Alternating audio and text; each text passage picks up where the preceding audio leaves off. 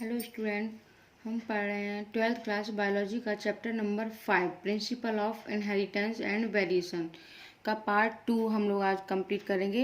In previous lecture में हमने part first complete किया था और उसी में वीडियो थोड़ा सा लंबा हो रहा था, इसलिए मैंने बीच से ही वीडियो कट कर दिया था, उसके लिए सॉरी। अब मैं नेक्स्ट आपको बता रही थी कि जो मेंडल्स का जो लॉ ऑफ इनहेरिटेंस है, मैं इसके बारे में आपको बता रही थी। तो इसमें क्या था कि Mendel's investigation character in the garden pea plant that were manifested as two opposite trait. मतलब मेंडल ने जो भी ट्रेट लिए थे जो पी प्लांट में, उन करेक्टर पर उन्होंने हम बोल सकते हैं कि विचार किया था जो अपोजिट ट्रेट वाले थे। अब अपोजिट ट्रेट का मतलब एक क्या था, टॉल, और दूसरा क्या था, ड्वार्फ। और अगर उन्होंने कलर के बेस पे लिया था तो येलो या फिर ग्रीन सीड को। इसके कारण मेंडल को क्या किया गया था, इनहेरिटेंस गवर्निंग रूल्स के लिए क्या है, एक बेसिक उन्होंने फ्रेमवर्क तैयार करने में उनको क्या मिली थी, हेल्प मिली थी। बाद में बहुत सारे साइंटिस्टों ने एक्सपेंड किया जिससे कि सभी जो डाइवर्स और जो नेचुरल ऑब्जर्वेशन था तथा उनकी जो कॉम्प्लेक्सिटी का पूर्ण रूप से क्या किया गया था, स्पष्टीकरण किया जा सका।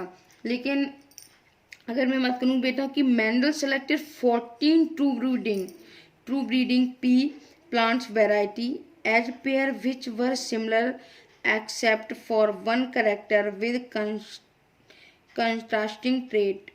मतलब जो मेंडल ने कई ट्रू ब्रीडिंग पी लाइन्स को लेकर आर्टिफिशियल पॉलिनेशन करवाया, क्रॉस पॉलिनेशन जैसे उन्होंने कई सारे एक्सपेरिमेंट किए।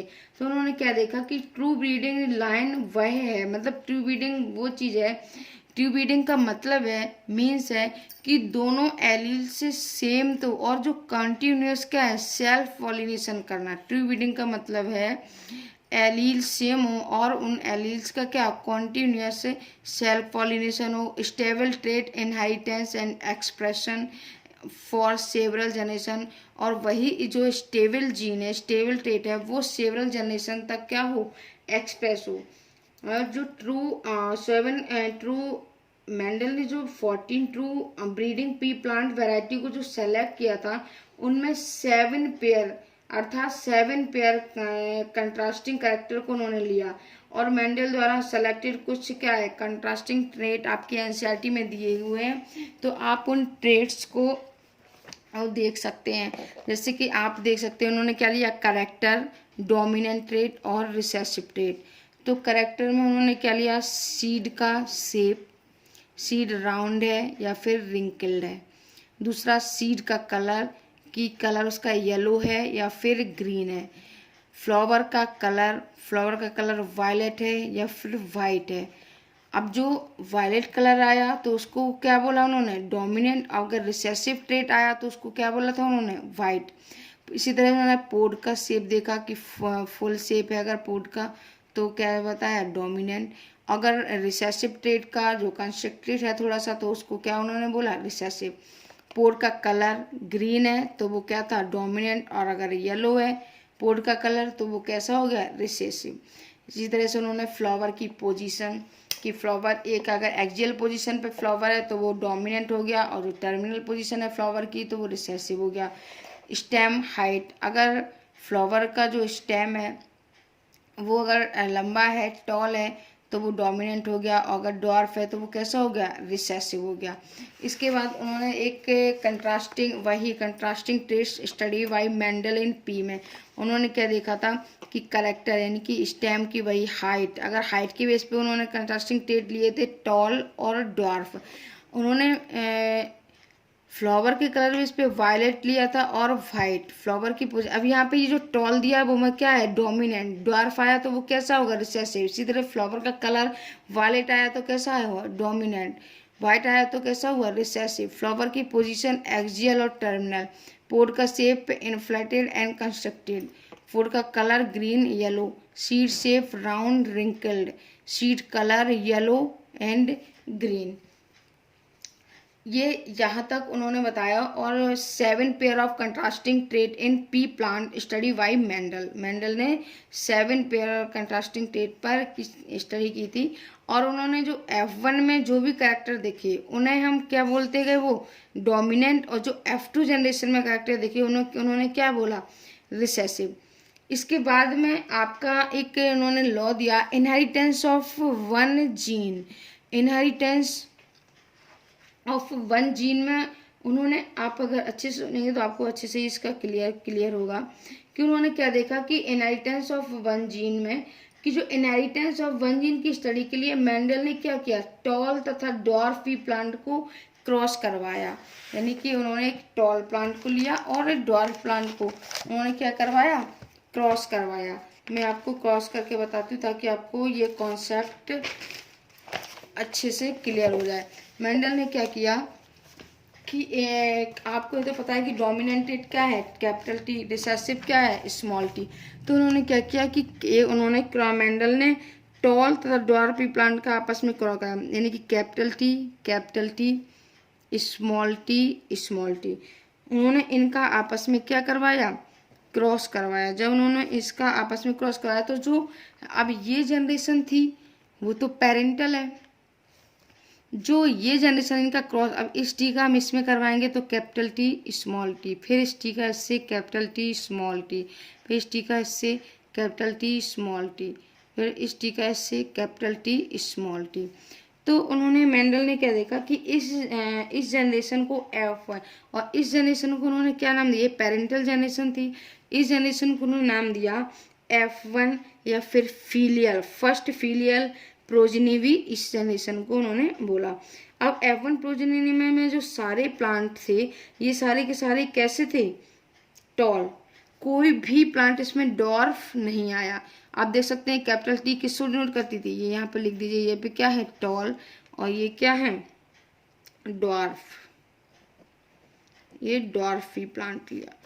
तो F1 जनरेशन में हमने देखा कि सारे के सारे कैसे थे, टॉल थे, कोई भी सिंगल एक भी डॉर्फ नहीं था।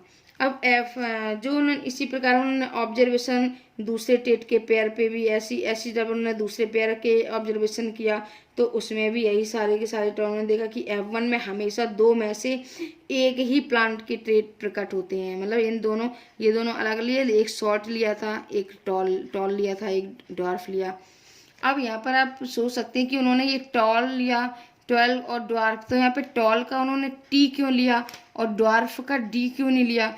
तो उन्होंने कहा कि ऐसे करैक्टर की पहचान नहीं हो पाएगी कि हमने एक तो टॉल की ये डी ये डॉर्फ के लिए रिप्रेजेंट हो रहा है या किसी और चीज़ के लिए, तो इसमें कन्फ्यूजन क्रिएट हो जाता। इसीलिए उन्होंने क्या किया, टॉल में कैपिटल और डॉर्फ में उसी टी को स्मॉल लेटर से नोट किया। मतलब कैपिटल में होगा तो डोमिनेंट और अगर स्मॉल लेटर में होगा तो वो कैसा होगा, रिसेसिव फॉर्म होगी। अब फिर उन्होंने देखा कि F1 में हमेशा कैसे आ रहे हैं, पेरेंट के ट्रेट ही, पेरेंट वाले ही ट्रेट कैसे हो रहे हैं, प्रकट हो रहे हैं या फिर आ रहे हैं। तो फिर मेंडल ने टॉल प्लांट्स, F1 में क्या हुआ, जो टॉल प्लांट आए थे F1 जनरेशन में उनमें उन्होंने क्या किया, सेल्फ पॉलिनेशन कर, और यानी कि F2 जनरेशन फिर उन्होंने क्या किया, ये जो आपका टी है ये इनमें एक मेल एक फीमेल, उन दोनों यानी कि कैपिटल टी स्मॉल टी, इन दोनों में उन्होंने क्या करवा दी, क्रॉसिंग। मतलब ये पेरेंटल फिर F1, अब यहाँ पर उन्होंने क्या करवा दी, सेल्फिंग। यहाँ पर उन्होंने करवा दी सेल्फिंग, किसमें, F1 में। सेल्फ बोल सकते हैं, सेल्फिंग ना बोले, फिर सेल्फ पॉलिनेशन बोल सकते हैं, self pollination of F1 generation. Self pollination करवाया उन्होंने F1 जनरेशन में।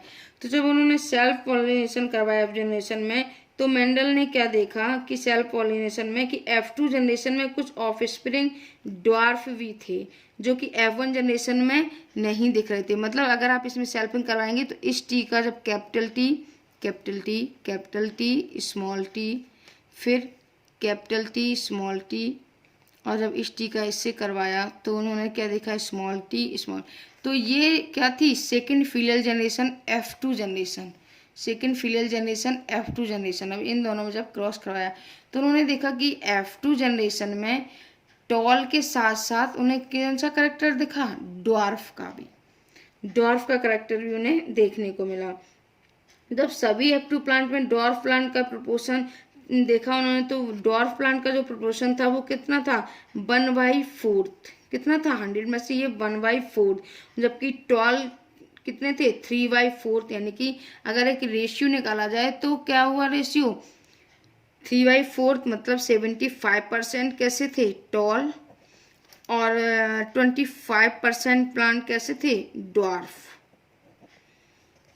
तो लेकिन फिर उन्होंने देखा कि जो टॉल तथा ड्वार्फ ट्रेट अपने पेरेंट्स के ही समान थे। ये टॉल और ड्वार्फ जो थे वो अपने पेरेंट के ही समान थे, इनमें किसी प्रकार की कोई ब्लेंडिंग नहीं थी। अर्थात जितने भी प्लांट थे या तो सभी टॉल थे या फिर उनके बीच में कोई हाइट का, कोई मिड हाइट का प्लांट नहीं था। जैसे मैं आपकी एनसीईआरटी का फिगर आप एक बार देखिए, ये देखिए यहाँ पे इन ई मस्कुलेशन की प्रोसेस, यहाँ पे ये पी का ये क्या है, फ्लावर है, इसमें पेटल है, स्टिग्मा, एंथर, स्टैमेन, कार्पेल है। तो इसमें क्या हुई, रिमूवल ऑफ एंथर, एंथर को क्या कर दिया उन्होंने, रिमूव किया। फिर ट्रांसफर ऑफ पॉलिनेशन, एक दूसरे, यानी कि ये पेरेंट और एक पेरेंट, ये फीमेल मेल था और ये क्या, सॉरी ये फीमेल थी ये मेल, इसका पॉलिनेशन, इस पे क्या है, इमस्कुलेशन की प्रोसेस आपको पता है। इमस्कुलेशन की प्रोसेस के थ्रू इसका एंथर कट करके किसी दूसरे प्लांट का, यानी कि वाइट फ्लावर का सॉरी बोल सकते हैं एंथर, इस पे पॉलिनेट करवाया। तो देखा कि उन्होंने स्टार्टिंग की जो जनरेशन आई फर्स्ट मेकिंग क्रॉस में, सारे के सारे प्लांट कैसे आए, एक जैसी, मतलब सारे के सारे टॉल प्लांट आए, सारे सारे कैसे, टॉल प्लांट।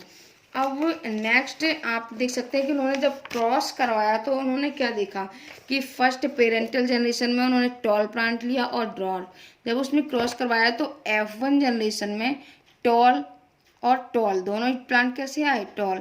जब इन्होंने आपस में इनमें सेल्फिंग आई तो उन्होंने क्या देखा कि जो F2 जनरेशन आई उसमें 3 पॉइंट किसने थे, टॉल थे, और एक कैसा था, ड्वार्फ था। इनमें से बीच का कोई नहीं, या तो टॉल ही आया या फिर ड्वार्फ, कोई ऐसा नहीं आएगी कोई मिड में हो, मिड में कोई भी प्लांट ऐसा नहीं उन्हें देखने को मिला। सारे के सारे कैसे थे, या तो 12, यानी कि कोई भी ब्लेंडिंग उनमें नहीं थी। तो मेंडल ने अनट्रेट का, फिर अनट्रेट के बारे में भी स्टडी की। तो उन्होंने जब अनट्रेट में और भी स्टडी की तो उन्हें रिजल्ट जो मिला वो यही प्राप्त हुआ रिजल्ट, जो यानी कि F1 में केवल एक पेरेंट के ट्रेट प्रकट हुए और F2 में दोनों पेरेंट के ट्रेट, यानी कि F2 में जो 3 रेशियो आया कितना, 3:1। ये 75 का मतलब क्या हो गया, 3, ये 3 टॉल प्लांट आए तो रेशियो क्या हो गया, 3:1 रेशियो मिला है। इस ऑब्जर्वेशन के आधार, यानी कि कोई भी उन्हें ब्लेंडिंग नहीं मिली, मतलब कोई भी बीच का प्लांट नहीं मिला। इन ऑब्जर्वेशन के बेस पे उन्होंने, मेंडल ने बताया कि जो स्टेबल, यानी कि मेंडल ने सोचा कि कोई इनमें एक स्टेबल चीज ऐसी है जो नेक्स्ट जनरेशन में क्या हो रही है, ट्रांसफर से, ये इसमें टी है, इसमें टी है, इसमें टी है, तो इनमें कुछ ऐसा स्टेबल है, जो मेंडल ने बताया कि कुछ ऐसा स्टेबल चीज है, कोई ऐसी वस्तु है जो पेरेंट से ऑफ स्प्रिंग में गैमीट के द्वारा, पेरेंट से ऑफ स्प्रिंग में गैमीट के थ्रू क्या हो रही है, पीढ़ी दर पीढ़ी ट्रांसफर हो रही है। तो और जो चीज वो ट्रांसफर हो रही है एक पीढ़ी से नेक्स्ट जनरेशन में या नेक्स्ट जनरेशन में, तो इसी चीज को, इसी गैमीट को इन्होंने नाम दिया फैक्टर। क्या नाम दिया, फैक्टर। तो जो चीज एक जनरेशन से दूसरी जनरेशन में ट्रांसफर हो उसी को उन्होंने बोला फैक्टर। अब और इसी जो फैक्टर ट्रांसफर हो रहा उसी फैक्टर को उन्होंने नाम दिया क्या, जीन। अब आपको पता है इस फैक्टर को हम जीन कहते हैं, और आपको पता है मैंने सबसे फर्स्ट लेक्चर में आपको यही सारे टर्म्स बताए कि एलील्स क्या हैं, जीन क्या है। तो आप जीन समझते हैं कि जीन क्या है, जीन को ही क्या बोलते हैं, यूनिट ऑफ इनहेरिटेंस बोलते हैं। और एक ऑर्गेनिज्म में पर्टिकुलर ट्रेट को जो एक्सप्रेस करने की जो बोल सकते हैं कि इंफॉर्मेशन देता है, तो वो इंफॉर्मेशन ही आपके क्या है, जीन की सारी इंफॉर्मेशन होती है। इसमें आपको बताया रेड कलर होगा आई का, या स्किन का कलर वाइट होगा या ब्लैक होगा, हेयर कर्ली होंगे या स्ट्रेट होंगे, तो ये किस पे डिपेंड करता है, आपके जीन पे। किस पे, जीन पे डिपेंड करता है।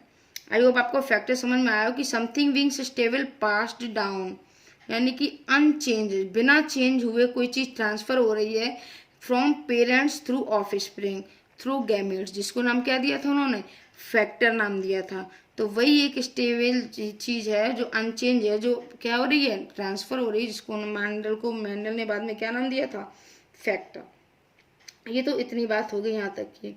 अब जो भी उन्होंने जो कंट्रास्टिंग ट्रेट के एक पेयर को कोड करने वाले ही जीन्स को क्या बोला, ट्रेट। अब कोड करने वाले जीन्स का मतलब ये यहाँ पर क्या है, ये तो यहाँ पे टॉल है और ये भी क्या था, टॉल था। अब इनको जो एक्स पे, यानी कि मैंने आपको बताया था जीन की अल्टरनेट फॉर्म ही क्या कहलाती है, एलील। ये क्या है, जीन। अब इससे पता चल रहा है कि ये टॉल है, यानी कि हाइट के लिए रिस्पॉन्सिबल है। अब ये क्या है, टी टी टी टी, और यही अल्टरनेट फॉर्म आपकी क्या है कि एलील्स। इसको ही क्या बोलते हैं, एलील्स। यानी कि बोल सकते हैं कंट्रास्टिंग ट्रेट के एक पेयर को कोड करने वाले, कोड करने का मतलब ये बता रहा है टॉल, डॉर्फ को, ये बता रहा है टॉल, ये करेक्टर किसका आ गया इसमें, डॉर्फ को। अब आपके माइंड में ये क्वेश्चन आ सकता है कि ये स्मॉल टी है तो ये नेक्स्ट जनरेशन में ये भी तो ट्रांसफर हुआ, और मेंडल को कैसे पता चला कि ये सारे ये स्मॉल टी भी आ रहा है प्लांट के अंदर, स्मॉल टी। तो मेंडल ने जब ये जी F2 जनरेशन में ये बेटा जो क्रॉस करवाया, तब जाके उन्हें पता चला कि नहीं, जो आपकी F2 जनरेशन में आप क्रॉस करवाएंगे तो स्मॉल टी का करेक्टर भी क्या हो रहा है, एक्सप्रेस हो रहा है। इसीलिए उन्होंने क्या कराया, अब उनको सिंपल सी बात है, जब उन्होंने यहाँ पर क्रॉस करवाया था कैपिटल टी स्मॉल टी, तो उन्हें पता नहीं था तब कि इसके अंदर, उन्होंने बस देखा कि सारे प्लांट टॉल आए, पर उन्हें ये एक्सप्रेस नहीं हुआ था कि इसमें स्मॉल टी भी प्रेजेंट है। जब उसने उन्हें देखा कि सारे टॉल है, तो जो नेक्स्ट जनरेशन में प्लांट आए उनमें जब उन्होंने सेल्फिंग करवाई, तो जब सेल्फिंग के बाद उन्हें पता चला कि अच्छा इसमें एक ड्वार्फ करेक्टर भी है, तो मतलब उन्होंने देखा कि इसके अंदर एक ड्वार्फ करेक्टर, ड्वार्फ का जो जीन है वो भी क्या हुआ है, ट्रांसफर हुआ है इसी नेक्स्ट जनरेशन में। इसीलिए जब इसकी सेल्फिंग करवाई तो इसीलिए हमें क्या है, ड्वार्फ का जीन देखने, करेक्टर देखने को मिला। आई होप आपको ये इतना क्लियर हुआ होगा। अब उन्होंने अल्फ़ाबेट सिंबल में तो मैंने आपको वही बताया कि कैपिटल टी टॉल के लिए, स्मॉल टी किसके लिए, डॉर्फ के लिए, और जो आपके हायर करेक्टर के लिए टी का इस्तेमाल किया, और जो डॉर्फ करेक्टर के लिए उन्होंने स्मॉल टी का यूज किया, इस्तेमाल किया। अगर मैं एग्जाम्पल के तौर पर ले लूँ तो हाई करेक्टर में टी और लो करेक्टर के लिए स्मॉल टी, डॉर्फ टी। और अगर कैपिटल टी था स्मॉल टी, ये क्या है, एक दूसरे के एलील्स हैं। ये क्या है आपके, ये कैपिटल टी स्मॉल टी, ये यानी कि जीन की जो अल्टरनेट फॉर्म होती है। मैं बार बार बोली हूँ, एलील्स क्या है, जीन की यानी कि कैपिटल टी स्मॉल टी, तो ये क्या है, एलील्स। आई होप क्लियर होगा। अब अगर मैं हायर प्लांट की बात करूं कि प्लांट में हाइट के लिए जो एलील्स हो सकते हैं, हाइट के लिए जो एलील्स रिस्पॉन्सिबल होंगे तो क्या होंगे, capital T capital T capital T small T. और या फिर ये वाला करेक्टर, मान लो बाकी करेक्टर ये टॉल के लिए ये करेक्टर नहीं एक्सप्रेस हुए, ये तो हैं हाइट के लिए ये एक्सप्रेस नहीं हुए। अगर मान लो केवल यही एक्सप्रेस हो गया, ये करेक्टर एक्सप्रेस ही नहीं हुए, तो उस समय तो अब एक इंसान इतना लंबा हो गया, मतलब इसमें कैपिटल टी भी हो सकती है, कैपिटल टी स्मॉल टी हो सकता। अब एक इंसान की हाइट, टोटल हाइट इतनी ही है, दिख रहा है। तो अब एक इंसान की मान लो टोटल हाइट इतनी ही है, तो उसके अंदर मान लो कोई छोटे कद का इंसान है, तो उसके अंदर क्या होगा, ये वाला जो कैपिटल टी है, कैपिटल टी, यही वाला जीन क्या होगा, डोमिनेंट, क्योंकि यही एक्सप्रेस हुआ तो उस समय जीन क्या होगा, यही वाला जीन डोमिनेंट होगा। अब मेंडल ने बताया कि जो ट्रू ब्रीडिंग में हाइट के जीन के एलिलिक पेयर या तो आइडेंटिकल होंगे या फिर होमोजाइगस होते हैं। आइडेंटिकल भी होंगे या फिर होमोजाइगस होंगे, नॉट हेट्रोजाइगस। या तो कैपिटल ई टी होंगे या फिर स्मॉल टी और स्मॉल टी होंगे। होमोजाइगस कंडीशन होगी किसमें, ट्रू ब्रीडिंग में। या तो प्लांट खूब बहुत सारे लंबे होंगे या फिर ये करेक्टर, बीच का करेक्टर नहीं है कि कैपिटल टी और स्मॉल टी हो जाए, ये नहीं होगा। हेट्रोजाइगस कंडीशन नहीं होती है, होमोजाइगस कंडीशन होती है। इसके अगर मैं आप ठीक है, यहाँ तक आप लोग को क्लियर हुआ होगा, आई होप। अब मैं बात कर रही हूँ कि जो कैपिटल टी और कैपिटल टी है, ये जो कैपिटल टी जो स्मॉल टी पौधे के किसको रिप्रेजेंट करते हैं, जीनोटाइप को। और मैंने आपको बताया कि physical appearance phenotype, genetic makeup यानी कि जो जेनेटिक लेवल पे देखेंगे तो वो क्या रिप्रेजेंट करता है, जीनोटाइप। जैसे मैंने आपको बताया यहाँ पे कि प्लांट कैसे हैं, ये 3 प्लांट कैसे हैं, टॉल। तो ये जो 3:1 रेशियो है, ये कौन सा रेशियो था, फिनोटाइप, ये फिनोटाइप। अगर मैं यहाँ पे जीन देखूं तो जीन कितना आएगा, जीन के बेस पे क्या आएंगे, एक तरह का जीन ये है, 2 ये है और एक सिंगल ये है। तो रेशियो क्या आएगा, 1:2:1। ये क्या है आपका जीनोटाइप। हमने अब यहाँ तक बात कर ली रिसेसिव। अब आपको पता है मेंडल ने प्रपोज किया था डिसिमिलर फैक्टर के एक पेयर को एक दूसरे के ऊपर डोमिनेंट हो जाते हैं, जैसा कि F1 में हो रहा था। इसे ही क्या बोलते हैं, डोमिनेंट फैक्टर बोलते हैं। जबकि अगर मैं दूसरे फैक्टर की बात करूँ तो दूसरा फैक्टर क्या हो गया, रिसेसिव फैक्टर कहते हैं। एक को क्या बोलेंगे हम, डोमिनेंट, तो दूसरा फैक्टर क्या कहलाएगा आपका, रिसेसिव फैक्टर कहलाएगा। अब मेंडल ने और क्या, होमोजाइगोट के केस में एलील समान दिखते हैं, हेट्रोजाइगोट के केस में एलील कैसे होते हैं, असमान होते हैं। अब मैंने आपको बताया था होमोजाइगोट केस में क्या होंगे, कैपिटल टी या फिर स्मॉल टी। होमो मतलब सेम, होमो मतलब क्या, सेम। अगर वही हेट्रो की बात करेंगे तो क्या होगा, कैपिटल टी और स्मॉल टी होगा। अब इसके आगे ये जो मैंने आपको बताया, ये क्या था, ये वाला जो क्रॉस पूरा हमने देखा है, ये इंटर जो क्रॉस है वो किसका था, मोनोहाइब्रिड का। किसका था, मोनोहाइब्रिड का। अब आपकी एनसीईआरटी हम नेक्स्ट लेक्चर में इसके आगे कंटिन्यू करेंगे और इसके आगे हम और न्यू लॉ को पढ़ेंगे, लॉ ऑफ डोमिनेंस। अभी तो पहले हम टेस्ट क्रॉस के बारे में पढ़ेंगे, टेस्ट क्रॉस के बाद में फिर पढ़ेंगे law of dominance, law of segregation.